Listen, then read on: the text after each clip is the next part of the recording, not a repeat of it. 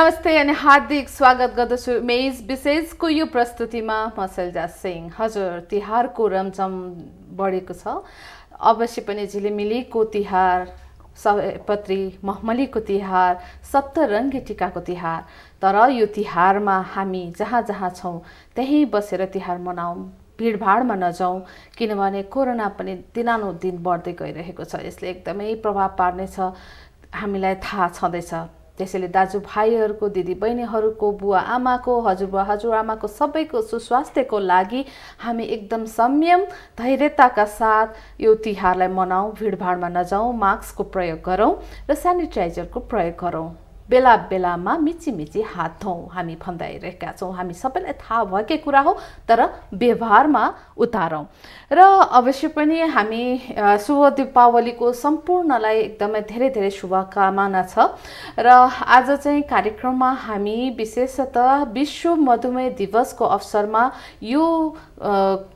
अवसरमा हामी कुराकानी गर्न गइरहेका छौँ। विश्व मधुमेह दिवस हामी मनाइरहेका छौँ नोभेम्बर 14। हुन त विश्वमा मधुमेहबाट ग्रसित हुने भनौँ न बिरामीहरू दिनानुदिन बढ्दै गइरहेको छ। अवश्य पनि हामीले के कस्तो कुरा ग्रहण गर्छौँ, वा भनौँ खानपानको रूपमा होस्, आहार विहारको रूपमा होस्, के श्रवण गर्छौँ, के देख्छौँ, ती विभिन्न ग्रहण गर्ने किसिमले नै हाम्रो जीवनमा यसले प्रभाव पार्दछ।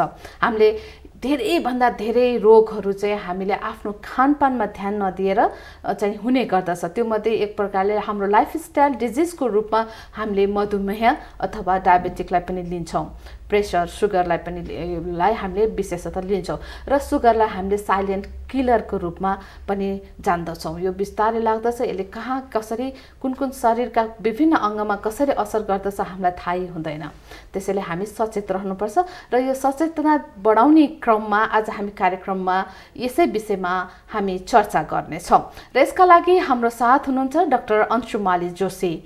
उहाँले इन्डोक्राइनोलोजीमा चाहिँ उहाँले डिएम गर्नुभएको छ एम्सबाट। हजुर, उहाँ काठमाडौँ डायबेटिक थाइरोइड सेन्टरमा पनि कार्यरत हुनुहुन्छ र उहाँ मधुमेह, थाइरोइड र हर्मोन विशेषज्ञ हुनुहुन्छ। उहाँलाई यतिखेर कार्यक्रममा स्वागत गरिहाल्छु। हजुर डाक्टर साहब, स्वागत छ कार्यक्रममा।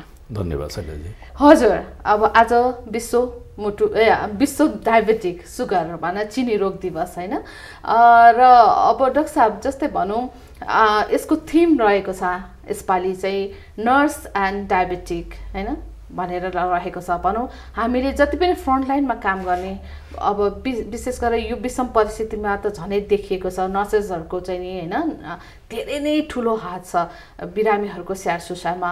केयरटेकर होइन, हेल्थ वर्कर जुन चाहिँ केयरटेकरको रूपमा हुनुहुन्छ नर्सेस। यो थिम जुन यो विशेष गरी मधुमेहको लागि राखिएको छ विश्व मधुमेह दिवस, यो किन चाहिँ नर्सेस एन्ड डायबेटिक भनेर राख्यो? यो कसरी एक अर्कामा इन्टरलिङ्क छन्? मधुमेह जुन डायबिटिज चिनी रोग भन्छौँ नि हामी, अब यसको चाहिँ म्यानेजमेन्ट दीर्घकालीन नै हुन्छ होइन, किनकि धेरैलाई जिन्दैभरि नै तपाईँको चाहिँ म्यानेज गर्नुपर्ने हुन्छ। र यसको म्यानेजमेन्टको चाहिँ हामी 4 मुख्य पिलर मान्छौँ। एउटा चाहिँ अब तपाईँको विशेषज्ञ डक्टरहरू होइन, उहाँहरू चाहिँ मुख्य हो। तर उहाँहरूले मात्र सबै थोक गरेर चाहिँ भ्याउनु पनि हुँदैन र त्यो साध्य पनि हुँदैन। त्यसपछि अर्को पिलर भनेको हामी डायबेटिक एजुकेटर, जुन नर्सको कुरा गर्नुभएको छ नि, डायबेटिक एजुकेसन दिनको लागि उहाँहरूको चाहिँ सम्पूर्ण अरू कुराहरू हेर्नको लागि, जस्तै तपाईँको फुड केयरदेखि लिएर इन्सुलिनको कुराहरूदेखि लिएर होइन सबै कुरा सिकाउनको लागि र रेगुलर फलोअपमा बस्नको लागि पनि डायबेटिस नर्सहरूको चाहिँ धेरै ठुलो रोल हुन्छ। त्यसपछि हामी डाइटिसियन अर्को पिलर, र चौथो पिलर भनेको चाहिँ बिरामी आफै। यो मुख्य 4 पिलर हुन् यो डायबिटिज म्यानेजमेन्टको। यसमा नर्सको भूमिका पनि उति नै हुन्छ, जति हामीहरूको भूमिका हुन्छ नर्सहरूको भूमिका पनि उति नै हुन्छ। त्यसै कारणले चाहिँ यो वर्षको थिम नै होइन डायबिटिज एन्ड नर्स होइन, आइडिया अफ इन्टरनेसनल डायबिटिज फेडरेसनले चाहिँ तपाईँको यो थिम चाहिँ यो पालिलाई राखेको छन् उहाँहरूले। हजुर, हुन पनि विश्वमा अझै पनि 6 मिलियन होइन नर्सिङ स्टाफहरू चाहिएको भनेर लेखेको छ। एकदम कमी छ। अब यस्तो विषम परिस्थितिमा त झनै नै चाहिन्छ डाक्टर साहब। अब तर पनि अब हुन त यसको उत्पादनमा चाहिँ भनौँ न, र विशेष गरेर किनभने आइसियुको ह्यान्डलिङ गर्ने नर्सिङ स्टाफको पढाइ होइन विभिन्न तहमा आफ्नो आफ्नो किसिमको छ नि त। र यो अनुसारले नेपालमा चाहिँ अब नर्सिङ स्टाफहरूको चाहिँ राम्रो हैन यसको मोटिभेटेड गर्ने एउटा तरिका र यो पढाइलाई चाहिँ अझ पनि विस्तार रूपमा र विस्तृत रूपमा र अलिकति यसलाई उत्पादनमूलक रूपमा लैजानलाई चाहिँ कस्तो देख्नु भएको छ यहाँले?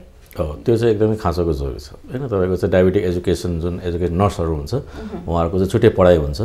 डायबेटिक एजुकेसनको सर्टिफिकेटहरू पनि उहाँहरूलाई पाउनुहुन्छ, ट्रेनिङ हुन्छ हैन। त्यो अब 6 महिना 1 वर्ष 2 वर्ष 3 वर्षको ट्रेनिङहरू हुन्छ यो बाहिर। त्यो ट्रेनिङको चाहिँ नेपालमा पनि एकदमै जरुरी छ।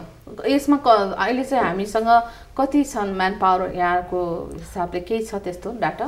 अनि अहिले यस्तो छ, अहिले चाहिँ यो डायबेटिक नर्स भनेर त्यस्तो हस्पिटलहरूमा चाहिँ छुट्टै चाहिँ धेरै कम छ हैन। उहाँले जति छन् सबै बाहिरबाट ट्रेन गरेर आउनुभएको छन्।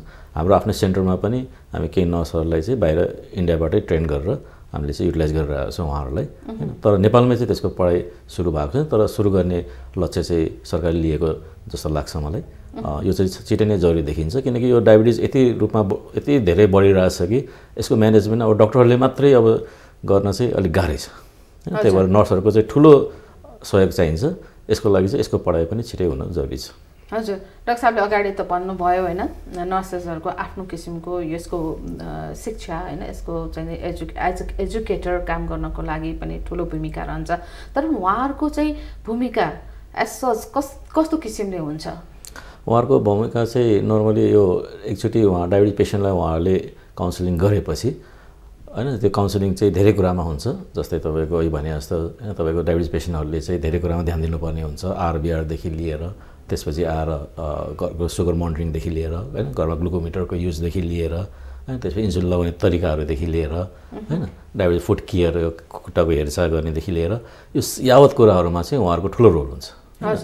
किनकि सुगरलाई चाहिँ तपाईँको एक्चुअली डक्टरले हेरेपछि मात्र त्यो सुगर कन्ट्रोल हुन्छ भन्ने होइन, फलोअप पनि चाहिन्छ कि उहाँलाई। त्यो फलोअपमा पनि निरन्तर उहाँहरूसँग बस्न सकिन्छ हैन। आजकल त तपाईँको अनलाइन प्लेटफर्महरू धेरै छ, भाइबर छ, अरू सेवाहरूबाट पनि हैन। तपाईँको चाहिँ केही पऱ्यो भने उहाँहरूसँग कन्ट्याक्टमा रहने हैन, त्यो र घरमा ग्लुकोमिटर नाप्दै सुगर कति छ हैन, त्यो हेर्दै त्यो अनुसार डोजहरू एडजस्ट गर्नको लागि चाहिँ हामीसँग सम्पर्क गर्ने हैन। त्यो मिडिएसन चाहिँ हाम्रो डायबिटिक नर्सहरूले गर्नुहुन्छ।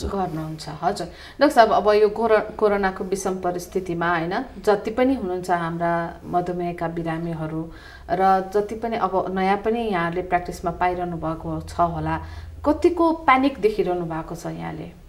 अब अहिलेको यो डायबिटिज पेसेन्टहरूमा चाहिँ सुगर कन्ट्रोल नहुँदाखेरि इन्फेक्सनको डर चाहिँ धेरै हुन्छ हैन। त्यो चाहे त्यो कोरोना भनेको एउटा भाइरल इन्फेक्सन हो, त्यस्तै अरू इन्फेक्सन हुन्छ। इन्फ्लुएन्जा पनि तपाईँको अब यो जाडो महिनामा इन्फ्लुएन्जा पनि देखिने मौसम हो। त्यसमा पनि डायबिटिज पेसेन्टहरूलाई सुगर कन्ट्रोल नभएमा लाग्न सक्ने बढी चान्स हुन्छ। त्यस्तै अरू इन्फेक्सन, पिसाबको इन्फेक्सनदेखि लिएर कुनै पनि इन्फेक्सन डायबिटिज पेसेन्टहरूमा लाग्ने सम्भावना बढी हुन्छ। तर सुगर नियन्त्रणमा राख्नुभयो भने त्यो सम्भावना कम हुन्छ। र अब कोरोना लागिहालेमा पनि तपाईँको चाहिँ त्यसो आत्तिनु पर्दैन, किन आत्तिँदाखेरि सुगर झन् बढ्छ हैन। स्ट्रेस तनावले आफै बढ्छ। अब सुगरलाई नियन्त्रण राख्ने, अब होम आइसोलेसनमा बस्नुहुन्छ भने घरमा त्यो ग्लुकोमिटरको युजबाट चाहिँ हैन, त्यो मोनिटरिङ गर्दै तपाईँको चाहिँ सुगरको औषधि मिलाउनलाई चाहिँ अब हामी डक्टरहरूसँग या डायबिटिक नर्सहरूसँग चाहिँ अनलाइन चाहिँ सेवा लिएर हैन, अथवा अलिकति आफूलाई अप्ठ्यारो भएको अवस्थामा चाहिँ हस्पिटल एडमिसन भएर सुगर नियन्त्रणमा राख्दाखेरि चाहिँ तपाईँको चाहिँ कोरोना निको हुने सम्भावना बढी र कोरोनाबाट हुने कम्प्लिकेसन्सहरू हैन, जुन मोर्टालिटीहरू चाहिँ धेरै कम हुन्छ। सुगर नियन्त्रण भएन भने कम्प्लिकेसन्स पनि धेरै हुने र मोर्टालिटी पनि धेरै हुने हुन्छ। त्यही भएर सुगर नियन्त्रण गर्ने एकदमै जरुरी छ। हजुर, अब सुगर भन्ने बित्तिकै एक त बिरामीहरूले सुगर लाग्यो भन्ने बित्तिकै चाहिँ नि ओहो अब जिन्दगीभर औषधि खानुपर्छ त्यो एउटा, र अनि खानामा ल अब कम्प्रोमाइज गर्नुपर्छ भनेर चाहिँ पहिला नै एकदम स्ट्रेस हुने हुन्छ। के त भनौँ न डाक्टर साहबहरूले पनि हैन, ल तपाईँलाई सुगर लागेछ, अब त्यसो भए अब डाइटिसियनसँग सल्लाह गरेर आफ्नो खानाको टेबल बनाउनुहोस् अथवा स्केड्युल मजाले बनाउनुहोस्, त्यही अनुसारले मात्रै खानुहोस् भनेर पनि भन्नुहुन्छ। त्यसले झन् स्ट्रेस लेभल पनि बढाइदिरहेको हुन्छ कि यसलाई अलिकति मिनिमाइज गर्न अथवा यो स्ट्रेस लेभललाई गर्नलाई कसरी गर्न सकिन्छ? यसमा के कुराको कमीले ल्याकले गर्दा बिरामीहरू अझ चाहिँ नि एकदमै स्ट्रेस लिन्छन्? यो खानपिन सम्बन्धी अलिकति भ्रम चाहिँ छ हाम्रो समाजमा हैन। अब नर्मली चाहिँ हाम्रो खाना चाहिँ अहिले जुन चाहिँ चाहिने भन्दा बढी आवश्यक क्यालोरी चाहिँ हामीले सेवन गरिरहेकै हुन्छौँ हैन। त्यसलाई एकचोटि कम गर्दाखेरि अलिकति केही गाह्रो फिल हुने हैन, साइकोलोजिकल असर पर्ने कुरा सत्य हो। तर त्यो कुरा चाहिँ बिस्तारै त्यो एडजस्ट हुँदै जान्छ हैन खाना एकैचोटि कम गर्ने भन्दा पनि बिस्तारै बिस्तारै कम गर्दै हैन जुन शरीरलाई आवश्यक क्यालोरी मात्र खाने हामीले त आवश्यक क्यालोरी भन्दा बढी खाइरहेको हुन्छौँ हैन त्यसमा चाहिँ त्यो अन्नको मात्रा बढी हुन्छ चिलोको मात्रा बढी हुन्छ त्यो बिस्तारै कम गर्दै गएर तपाईँले चाहिँ 2-3 हप्तामा त्यसलाई चाहिँ एडजस्ट गर्न सक्नुहुन्छ हैन अब त्यसमा चाहिँ डाइटिसियनहरूको ठुलो रोल हुन्छ हैन अब डाइटिसियन जस्तै अब मानौँ उहाँले चाहिँ अहिले तपाईँको 1800 क्यालोरी दिनमा चाहिन्छ भने अहिले खाइरहेको 2400 क्यालोरी होला हैन अब त्यसलाई चाहिँ बिस्तारै घटाउँदै गएर 1800 क्यालोरीमा लिएर आउनु पर्यो एकैचोटि गर्दाखेरि सुरुमा सबैलाई त होइन केही बिरामीहरूलाई चाहिँ अलिकति आफूलाई अप्ठ्यारो हुने अलिक चक्कर लागे जस्तो हुने हैन भोक धेरै लाग्ने त्यस्तो चाहिँ हुनसक्छ तर त्यस्तो अवस्थामा चाहिँ डाइटिसियनहरूबाट परामर्श लिएर बिस्तारै बिस्तारै त्यसलाई चाहिँ घटाउँदै गएर क्यालोरी चाहिँ घटाउनै पर्छ 1800 क्यालोरीभित्र आफूलाई मन लागेको सबै कुरा खान पाइन्छ एकदम अब जस्तै तपाईँलाई 1800 क्यालोरी चाहिन्छ भने त्यसमा केही कार्बोहाइड्रेट केही फ्याट हैन सागसब्जी सलाद सबै कुरा मिलाएर खान पाइन्छ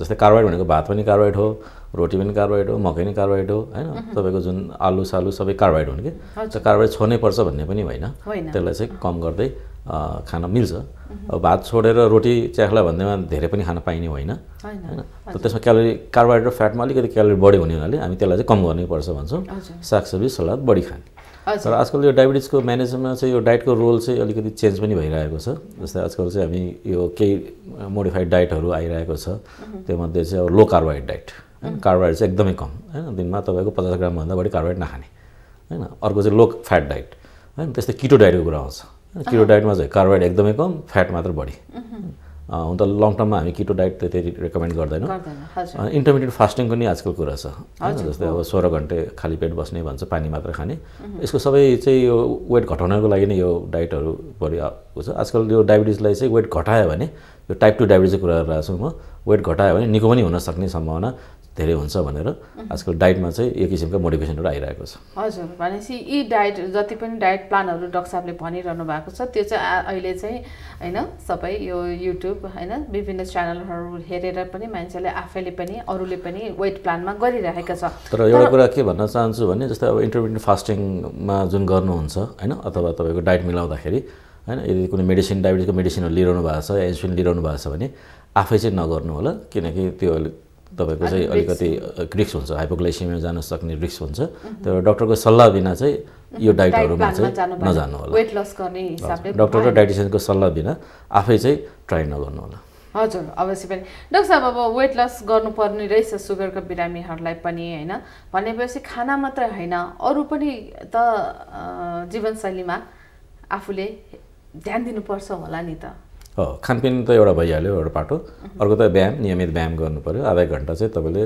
टाइम निकाल्नै पऱ्यो त्यसपछि आएर तनाव कम हैन यो सबै जीवनशैलीको पाटाहरू हुन् यसमा ध्यान दिनै पर्छ तर यो गर्नलाई अलिक मेहनत चाहिन्छ अल्छीपन हटाउनु पऱ्यो हैन त कतिले चाहिँ मेहनत गर्दा गर्दै पनि जति आफूले आवश्यक वेट घटाउनु नसकिरहेको अवस्था पनि हुनसक्छ त्यसमा निराश हुनु भएन हैन किनकि हामी आजकल के भन्छ भने तपाईँको चाहिँ 5 देखि 10% मात्र वेट घटाए पनि हैन तपाईँबाट चाहिँ त्यो जुन मधुमेहले हुने कम्प्लिकेसनहरू अथवा मधुमेह जोगिनको लागि पनि र मधुमेह हुने जुन कम्प्लिकेसनहरूको चाहिँ सम्भावना कम हुने हुनाले कम्तीमा तपाईँले 10% को टार्गेट राख्नु भए पनि राम्रै हुन्छ हैन तर त्यो कति केसमा सम्भव नहोला तर कोसिस चाहिँ जारी राख्नुपर्छ भनेपछि सुगर लागेपछि त मान्छे दुब्लाउँदै जाने रहेछ नि त डाक्टर साहब हैन तर सुगर लागेको बिरामीहरू सबै मोटाइ हुन्छन् भन्ने पनि छैन तर मोटोपनले चाहिँ सुगर निम्ताउन सक्छ डाक्टर साहब एउटा कारण चाहिँ मोटोपन अथवा तपाईँको लाइफस्टाइल जीवनशैलीको कुरा भयो तर अब जिनमा पनि हुनसक्छ जेनेटिक वंशजमा हुनसक्छ अब जिनमा भएको कारणले हो नि त तपाईँको चाहिँ दुल मान्छेलाई पनि लाग्न सक्छ हैन दुल मान्छेलाई सुगर नलागेको भन्ने हुँदैन हैन लाग्न सक्छ तर तपाईँको लाइफस्टाइल जीवनशैली नराम्रो हुँदाखेरि मोटोपन धेरै हुँदाखेरि त्यो सम्भावना झन् बढ्छ हजुर अब डाक्टर साहब जस्तै अब यो सुगर चाहिँ बच्चाहरूमा पनि देखा परेको छ नि त डाक्टर साहब यो चाहिँ किन भइरहेको छ अब यी बच्चाहरूलाई पनि त यो विषम परिस्थिति यस्तो कोरोनाबाट अरूबाट पनि जोगाउनु पर्ने छ भनेपछि के गर्नु नि त यी बच्चाहरूमा चाहिँ देखिने कस्तो खालको त्यो रिकभरी हुन्छ हुँदैन अघि भने जस्तै हामीले जुन सुगरको कुरा गरेको थियौँ अघि हामी त्यसै यो टाइप 2 डायबिटिज प्रकार 2 डायबिटिजको कुरा गरिरहेको छौँ कि जुन चाहिँ तपाईँको अहिले एडल्ट्सहरूमा देखिने हैन तर बच्चाहरूमा पनि सुगर चाहिँ लाग्न सक्छ अब बच्चाहरूमा हुने सुगर चाहिँ नर्मली टाइप 1 डायबिटिज प्रकार 1 डायबिटिज भन्छौँ जुन चाहिँ तपाईँको इन्सुलिनको उत्पादन चाहिँ लगभग 0 भएर बाहिरबाट इन्सुलिन नै चाहिने किसिमको डायबिटिज जुन तपाईँको जीवनभर रहन्छ त टाइप 1 डायबिटिज भन्छौँ। तर आजकल अब मोटोपनको कारणले गर्दाखेरि हैन बच्चाहरूमा यो टाइप 2 डायबिटिज पनि देखिरहेको छौँ, जसमा चाहिँ इन्सुलिन हैन तपाईँको जीवनशैली र औषधिबाटै पनि कन्ट्रोल राख्न सकिने टाइप 2 डायबिटिज बच्चाहरूमा पनि हामी आजकल देखिरहेकै छौँ। र उहाँहरूलाई पनि त्यही नै हो, बच्चाहरूको केसमा पनि तपाईँको सुगर नियन्त्रणमा राख्ने हो। सुगर नियन्त्रण राख्नुभयो भने इन्फेक्सनको रिस्क कम हुन्छ। हजुर डाक्टर साहब, जस्तै अब सुगरका बिरामी हुनुहुन्छ हैन, अथवा मुटुको बिरामी हुनुहुन्छ, पछि सुगर लाग्यो, त्यस्ता पनि सम्भावना हुन्छ।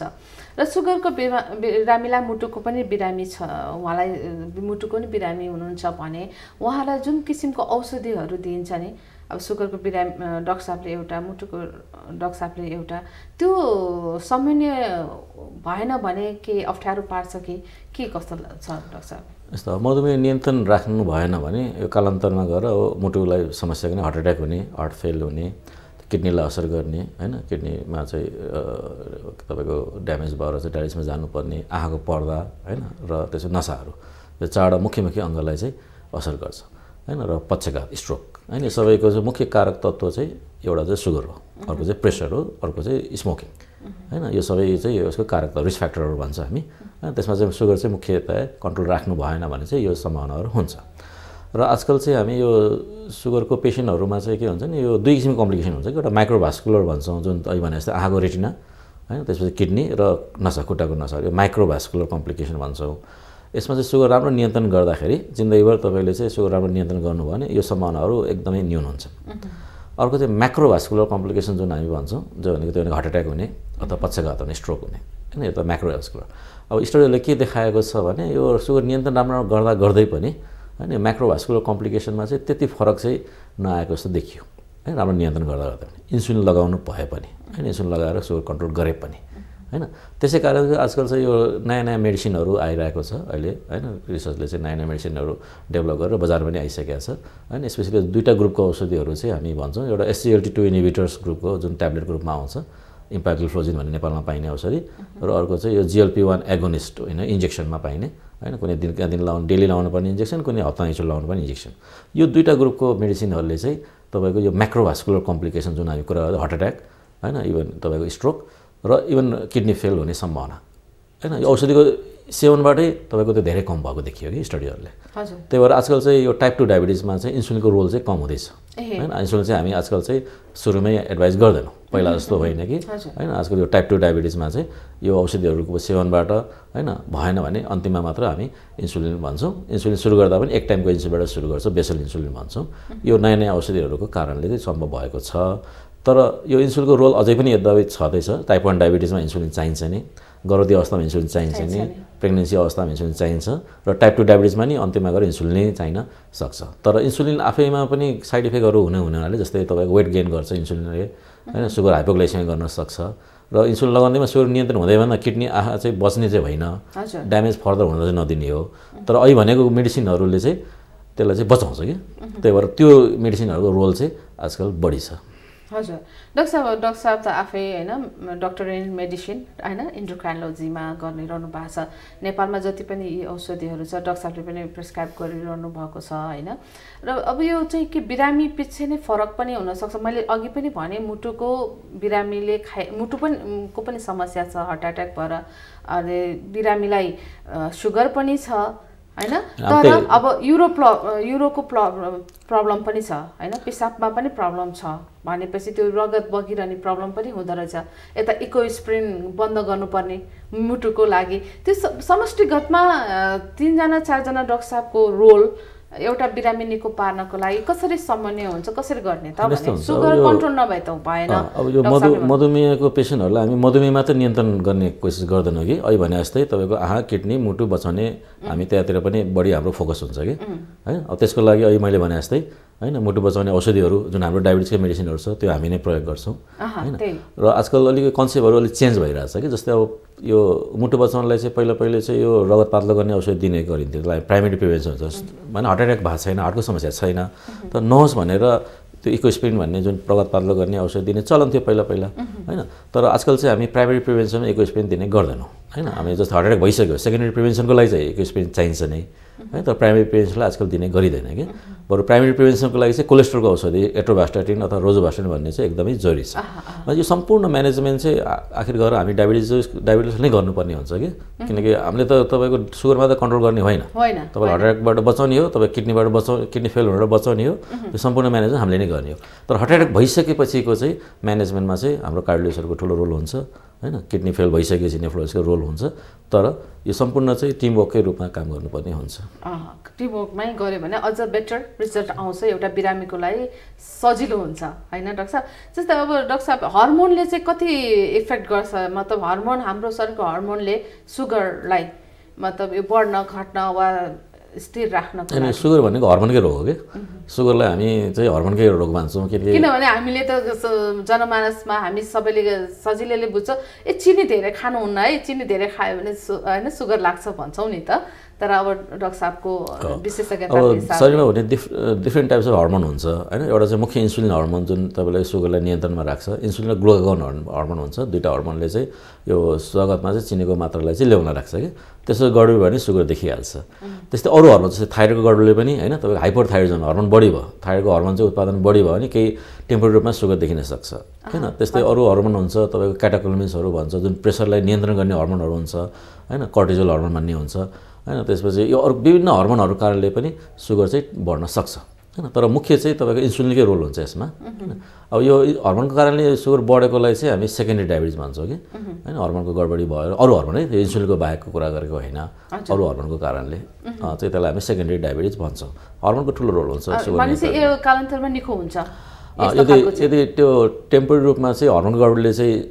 सुगर बढेको हो इन्सुलिन बाहेकको हो भने त्यो जुन कजलाई चाहिँ हामीले निको पार्यो भने हैन जस्तै थाइरोइडलाई नियन्त्रणमा राख्यो भने हैन हाइपरथाइरोइडमा नियन्त्रण राख्यो भने सुगर निको हुन्छ त्यस्तै तपाईँ कर्टिजोल भन्ने हर्मोन कुसिङ सिन्ड्रोम भन्ने एउटा हर्मोनको रोग हुन्छ त्यसमा पनि सुगर देखिन सक्छ कुसिङ सिन्ड्रोमको जुन मेन रोगलाई ठिक पार्यो भने सुगर हराउन सक्छ त्यस्तै फियोक्रोमोसाइटोमा भन्ने हुन्छ त्यो क्याटाकोलमिन्स प्रेसर एकदम बढ्ने हर्मोन कारणले बढ्ने एउटा रोग हुन्छ त्यसमा पनि सुगर देखिन सक्छ फियोक्रोमोसाइट ठिक गऱ्यो भने सुगर पनि निको हुन सक्छ हैन यो चाहिँ टेम्पोररी टाइपको रोगहरू यिनीहरू हैन रोगले जडलाई निको पार्यो भने ठिक हुने हो तर यो टाइप 2 डायबिटिज जुन हामी कुरा गर्छौँ त्यो इन्सुलिनको चाहिँ उत्पादन के कम भयो हैन कि इन्सुलिनले जति काम गर्नुपर्ने हो त्यसले चाहिँ राम्रोसँग काम गर्न सकेन भने टाइप 2 डायबिटिज हुन्छ धेरै जसोमा चाहिँ यो तपाईँको चाहिँ लामो समय रहन्छ तर अहिले भने जस्तै वेट बढी हुनेहरूलाई हैन तपाईँको चाहिँ हाइटको हिसाबले धेरै बढी वेट हुनेहरूलाई वेट राम्रोसँग घटायो भने टाइप 2 डायबिटिजलाई पनि निको हुने रोग पनि मानिन्छ आजकल डायबिटिज चाहिँ क्योर पनि हुनसक्छ भन्ने कुरा आजकल हामी नयाँ कन्सेप्ट छ डाक्टर साहब औषधिहरूका कुरा गरौँ होइन